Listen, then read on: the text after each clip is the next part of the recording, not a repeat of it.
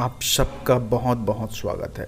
परम सत्य, शाश्वत शिवत्व की ऊर्जा, शक्ति, अनंत और असीमित ऊर्जा के प्रमाणित प्रायोगिक और सत्य उपाय में, जहाँ पे आपको पुख्ता प्रमाण के साथ सत्य और उपायों को बताया जाता हूँ।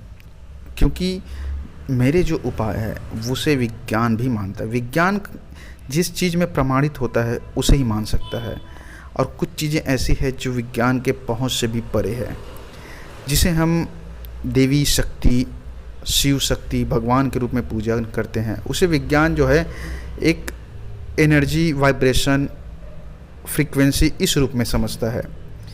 मूलतः विज्ञान भी समझता है कि ऊर्जा का स्रोत है, और यही ऊर्जा ही हमारे मूल आधार है शक्ति का, और शक्ति की प्राप्ति होती है भक्ति से, जिसे मैं शिवत्व शक्ति, शाश्वत ऊर्जा बोलता हूँ। वो वही है जिसे विज्ञान एनर्जी के रूप में डिफ़ाइन करता है। तो आप इस दुनिया में कभी भी भूल कर भी डाउट ना रखिएगा कि भगवान नहीं है। 100%, 200% वह ऊर्जा है।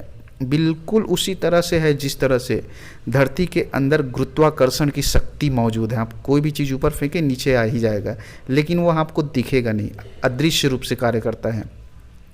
बिल्कुल वैसे ही विज्ञान ने कुछ परसेंट में एनर्जी को, फ्रीक्वेंसी को ज़रूर नापने के लिए चीज़ें बनाई हैं, लेकिन 100% शिवत्व को कैच आज तक नहीं कर सकता। मशीन में वह संभव नहीं है। एक ही चीज़ है जिससे आप शिव को जान सकते हैं, समझ सकते हैं, वह है मानव शरीर, और दूसरे शरीर में यह संभावना ही नहीं है। जो शक्ति है, जो आदि शक्ति है, माँ शक्ति है, जगत जननी जगदम्बा की शक्ति है।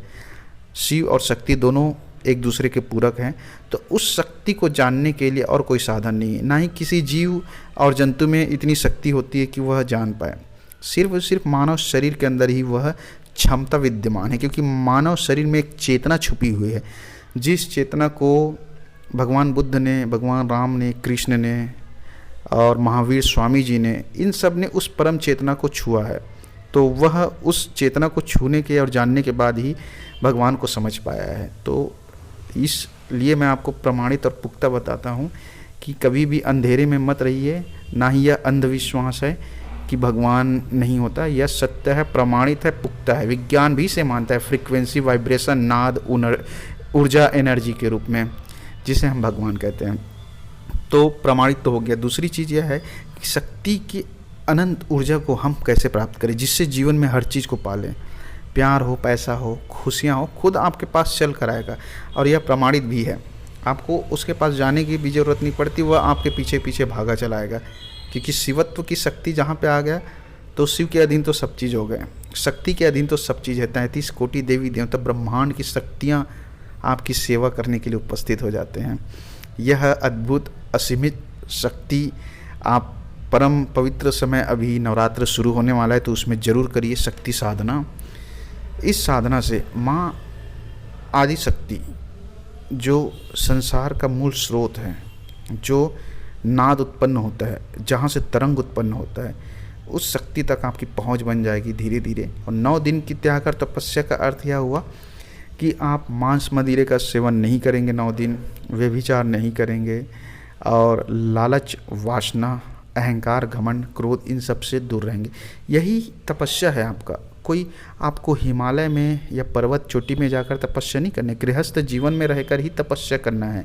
तपस्या अर्थात क्रोध का त्याग करना, काम वासना का त्याग करना, लालच, मांस मदिरा का त्याग करना, और सात्विक जीवन जीना। 9 दिन तक तो कम से कम करिए साधना, और इसे आप समर्पित कीजिए माँ देवी को, और उसी के रूप में पूजा कीजिए देवी के रूप में। आप 9 दिन के बाद चमत्कार अपनी आंखों से देखेंगे। इस त्याग का फल आपको माँ जरूर